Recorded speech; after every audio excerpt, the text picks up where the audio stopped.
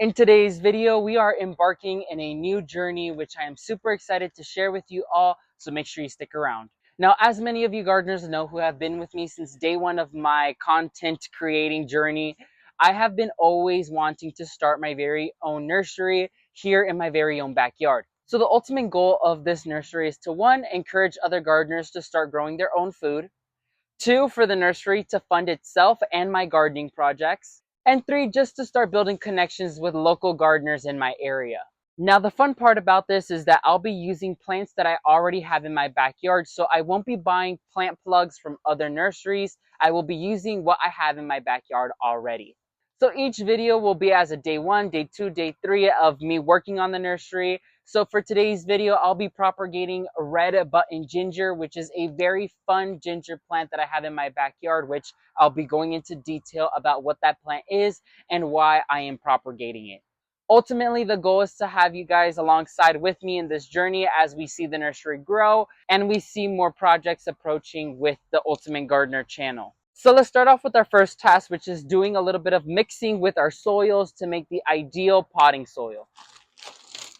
So as my base, I will be using a topsoil mix because I'll be mixing other materials into it to improve the quality.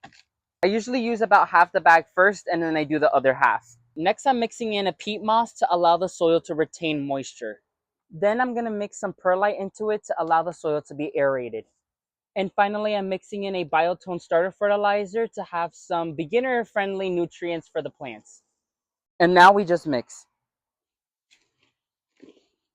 So now we're going to go divide some plants of the red button ginger. So right here is the red button ginger, and many gardeners actually have this incorporated into their landscape as an ornamental plant. However, many homeowners don't even know that this is actually an edible plant that is perfect also for kids, because the little red buds that emerge from this main red flower are edible and taste exactly like a Granny Smith apple. And overall, this plant is a low maintenance plant, easy to grow, can grow in shade or sun. Like I mentioned, it's edible, so you can use it in salads for a little fun kick of flavor into it. It barely gets any common pest or disease, and in this case, it's easy to divide or multiply. So really, when it comes down to getting red button ginger to multiply, all it is really just pulling up plants from the mother plant.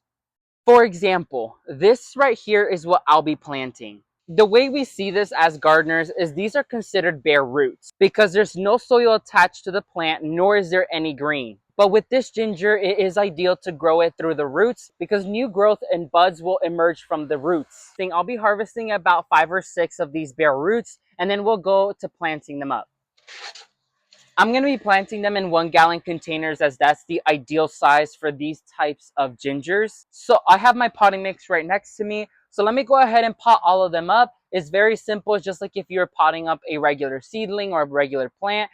All you got to do is make sure that the base of the plant and roots sit comfortably in the container and the roots are not forced into the container. So let me go ahead and just pot them up, and let's go ahead and discuss about care guide afterwards.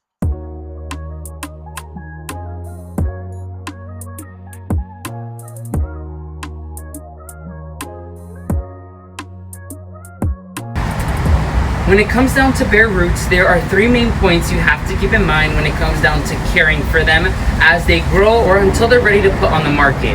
Number 1 is you want to make sure you place them in a shady area. As they are bare roots, you just dug them up from the ground, they are very sensitive.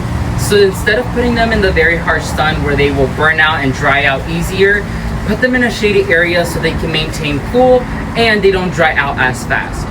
Number 2 is you must have a watering schedule to where the soil maintains moist. A little bit more on the wet side because they have to maintain hydrated in order to develop more roots and eventually new growth. I would recommend having a drip system or an irrigation system in place to where you will have these plants laying around so you don't have to drag a hose out there constantly, but that's what I'll be doing these coming up days up until they establish into their containers. Finally, number 3 is you must stay vigilant.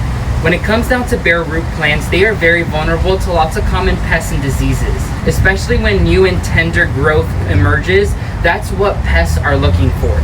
So go out there weekly and check your plants thoroughly, and if you see any early signs of pest or disease, tree ASAP. Stay tuned for day 2 as I'll be propagating more plants to sell.